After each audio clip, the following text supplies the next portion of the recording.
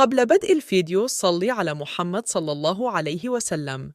الرجاء الاشتراك والإعجاب بالفيديو لكي نصل إلى 1000 مشترك.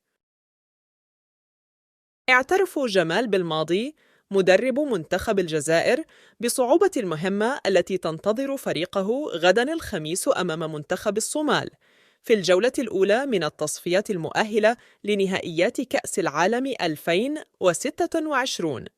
وقال بالماضي خلال ندوة صحفية اليوم الأربعاء: مواجهة المنتخب الصومالي ستكون صعبة للغاية، فلا وجود لمباريات سهلة في تصفيات كأس العالم، وبالتالي لن نستهين بأي منافس.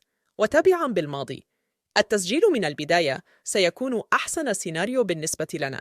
صحيح أنني لا أستطيع أن أمنح فكرة عن طريقة دخولنا للمباراة، لكن ما أدركه هو أننا مطالبون بأخذ زمام المبادرة من البداية، وبعدها سنسير المواجهة مرحلة بمرحلة. وأثنى بالماضي على المستويات التي قدمها رياض محرز الموسم الماضي رفقة فريقه السابق مانشستر سيتي الإنجليزي، مؤكداً أن قائد المحاربين يستحق التتويج بالكرة الإفريقية رغم المنافسة القوية. وختم مدرب منتخب الجزائر: أتوقع فوز محرز بالكرة الذهبية الإفريقية.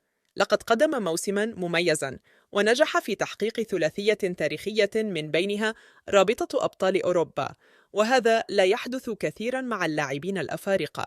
لدي اعتقاد أنه يستحق ذلك تماماً. شكراً على المشاهدة. لا تنسوا الإعجاب بالفيديو والاشتراك في القناة.